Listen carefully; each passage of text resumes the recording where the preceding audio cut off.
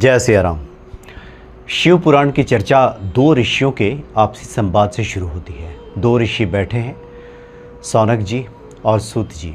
सौनक जी सूत जी से सवाल पूछते हैं कि हमारा जीवन किस प्रकार से निर्मल हो सकता है, विवेक की कैसे प्राप्ति हो सकती है और इस कलियुग में किस प्रकार से मनुष्य समस्त सुखों की प्राप्ति के साथ साथ आध्यात्मिक उन्नति को प्राप्त कर सकता है।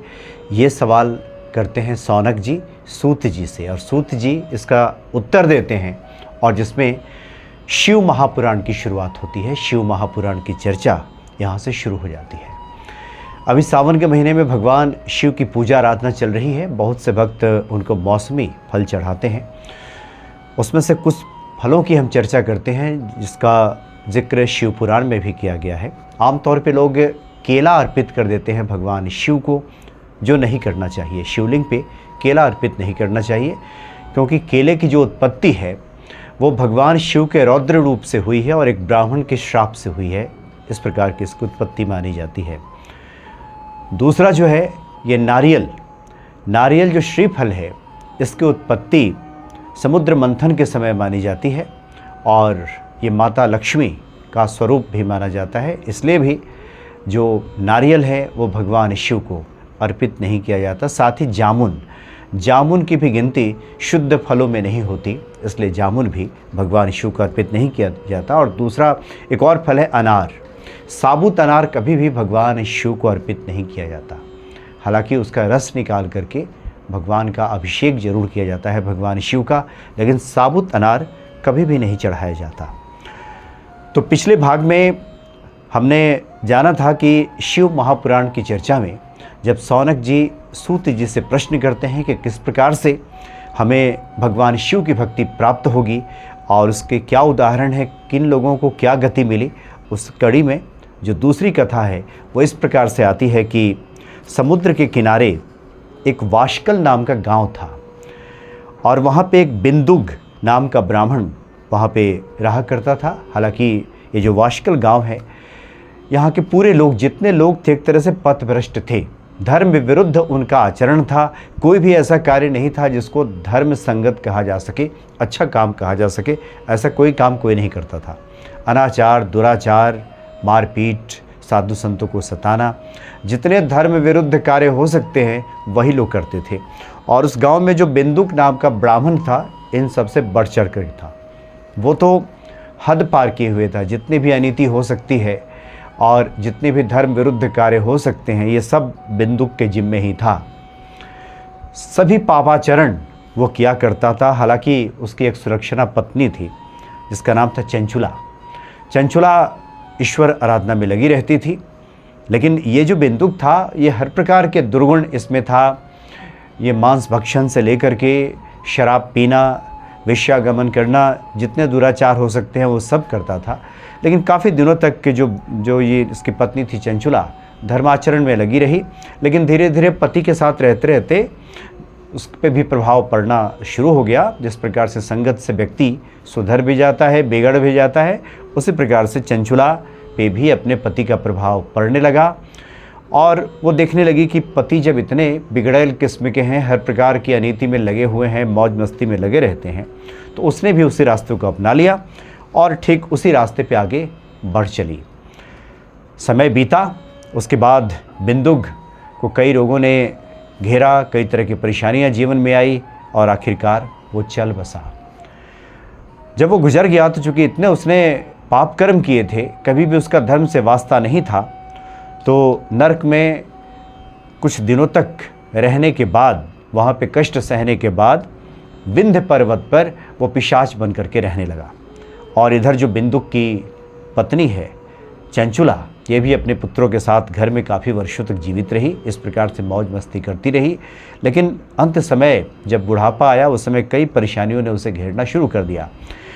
लेकिन देव योग से एक बार सभी लोग कहीं किसी यात्रा पे निकले थे और वहीं पे शिव कथा हो रही थी, शिव पुराण की कथा हो रही थी। भगवान शिव का महात्म्य बताया जा रहा था और उस महात्म्य में पंडित जी ये बता रहे थे कि जो दुराचारिणी स्त्रियां होती है, जो पति को छोड़ करके इधर उधर ऐसे वैसे कृत्यों में लगी रहती हैं, जिनका आचरण ठीक नहीं होता, वो घोर नरक यातना सहती हैं। और जो यमदूत हैं कई प्रकार की यातना उनको देते हैं, यानी जो लोग भी धर्म विरुद्ध आचरण करते हैं उनके साथ ऐसा होता है। ये सब सुनने के बाद वो सहम गई, डर गई। जब कथा समाप्त हुई तो पंडित जी के पास जाकर चंचुला ने कहा कि हमसे तो बड़ी है, हमसे भूल हो गई है। मेरे पति भी चूँकि इस प्रकार के अनाचार दुराचार में लगे रहते थे और उन्हीं के संगत का असर हम पे भी हो गया और हम भी इसी प्रकार के कार्य में लिप्त हो गए। अब मेरा क्या हो सकता है। तो जो पंडित जी थे जो भगवान शिव की कथा सुना रहे थे वो भगवान शिव के भक्त थे। उन्होंने कहा कि भगवान शिव ऐसे हैं भोले भंडारी जो बहुत जल्दी प्रसन्न हो जाते हैं और अपने भक्तों की पीड़ा को, दुख को दूर कर देते हैं, भवितव्य मिटा देते हैं। अब तक जो तुमसे गलतियां हुई हैं, अब भगवान शिव की शरण में जाओ। और इस प्रकार से पंडित जी ने कहा कि तुम शिव कथा सुनो और भगवान शिव का जलाभिषेक करना शुरू करो। पंडित जी की बात मान करके उस चंचुला नामक स्त्री ने भगवान शिव का शरण गहा, उनकी शरण में गई और इस शिव कथा सुनी और जब अंतकाल आया तो शिवलोक को गई, भगवान शिव का जो धाम है वहाँ पहुँच गई। और कथा तो ये आती है कि माता पार्वती ने बड़े स्नेह के साथ उसको बुलाया, अपने पास बिठाया। तात्पर्य यह है कि जो लोग प्रारब्ध को लेकर के, अब तक जो बुरे कर्मों को लेकर के परेशान रहते हैं कि न जाने हमसे कितनी जाने अनजाने में गलतियां हुई, क्योंकि चंचुला ने पंडित जी से कहा था कि मुझे धर्म का पता नहीं था इसलिए मुझसे अधर्म हो गया। और जानबूझकर जो गलतियां होती हैं वो तो अक्षम्य होती हैं, लेकिन कई बार व्यक्ति को लगता है कि ये सही या ये सही। जिसकी पहले कथा प्रसंग में इस बात की बात हुई थी कि भगवान शिव विवेक प्रदान करते हैं, तो विवेक शून्य आदमी भी कई बार इस तरह की गलतियों में खुद को उलझा लेता है, उस गलतियों में फंस जाता है, जिसका नतीजा ये होता है कि वो दुख भोगता है। लेकिन चंचुला जब शिवलोक गई तो माता पार्वती का स्नेह भी उसे प्राप्त हुआ। एक दिन ऐसे ही बैठी हुई थी, उसे ध्यान आया कि उसके पति भी तो बड़े अनाचारी थे, दुराचारी थे, न जाने कहाँ दुख भोग रहे होंगे। तो माता पार्वती के सामने वो खड़ी हुई और कहा कि आप तो भक्त वत्सला हैं, सबके हृदय की बात भी जानती हैं, आप तो तीनों लोकों की स्वामिनी हैं और मुझे एक कष्ट है, मैं मानसिक पीड़ा से गुजर रही हूँ। हालांकि अब मैं इस लोक आ गई हूँ और पुराने पति से मेरा कोई संबंध नहीं है, लेकिन फिर भी पूर्व जन्म में वो मेरे पति रहे हैं, न जाने किस हाल में हैं, इसलिए मुझे पीड़ा हो रही है। और अब तक जो मुझे समझ आई है उसके अनुसार मुझे लगता है कि वो तो बहुत दुख भोग रहे होंगे। तो माता पार्वती ने कहा कि तुम्हारा पति बहुत बड़ा पापी रहा, वो दुराचारी रहा, इसलिए विंध्याचल पर्वत पर वो पिशाच बन करके रह रहा है और तमाम तरह के दुख वहाँ पे भोग रहा है। तो चंचुला ने माता पार्वती से कहा कि उसके मुक्ति का उपाय बताएं। तो माता पार्वती ने कहा कि शिव चर्चा सुने, भगवान शिव की कथा वो अगर सुनेगा पिशाच तो उसके बाद उसकी मुक्ति संभव हो जाएगी। तो चंचुला के प्रार्थना करने के बाद एक गंधर्व राज तुम्बरों को माता पार्वती ने बुलाया और कहा कि विंध्याचल पर्वत पर जाकर के उस पिशाच को आप कथा सुनाइए। उसके बाद ये चंचुला और तुम्बरो जो गंधर्व राज हैं वो पहुँचे वहाँ कथा सुनाने के लिए। और वो जो पिशाच था, बिंदुक ब्राह्मण जो पिशाच बन गया था, वहाँ तरह तरह से उछल कूद कर रहा था, कभी रो रहा था, कभी गा रहा था, कभी हंस रहा था, तमाम तरह की उलूल जुलूल हरकतों में लगा हुआ था और भारी भयंकर विकराल पिशाच। लेकिन जो गंधर्वराज तुम्बरो हैं उन्होंने उसको पाश में बांध दिया। और इधर तब तक जो ऋषि महर्षि हैं जो तपस्या में लीन रहते हैं उन्हें खबर लग गई कि शिवजी की कथा होने वाली है। तो सभी विंध्याचल पर्वत पर जो ऋषि मुनि हैं वो सब वहाँ पहुँच गए तुम्बरो जी द्वारा कथा सुनने के लिए। और इस प्रकार से वहाँ पे पिशाच को पाश में बांध करके, रस्सियों में बांध करके रखा गया और भगवान शिव की कथा वहाँ पे हुई।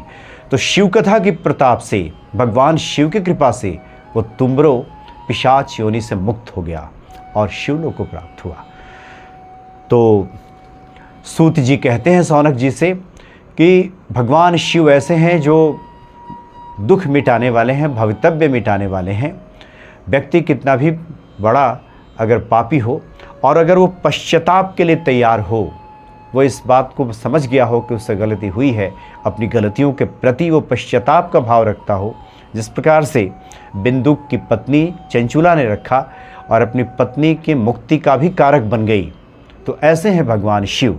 इस प्रकार से जो ये प्रसंग है यहाँ पे शिव पुराण में आता है, और उसके बाद आगे के प्रसंग में ये बात आती है कि जो लोग शिव पुराण का पाठ करते हैं, भगवान शिव की आराधना करते हैं, वो किन नियमों का पालन करें, किस प्रकार से भगवान शिव को प्रसन्न करें।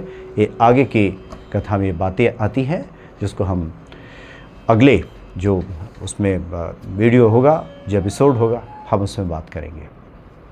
जय सिया राम।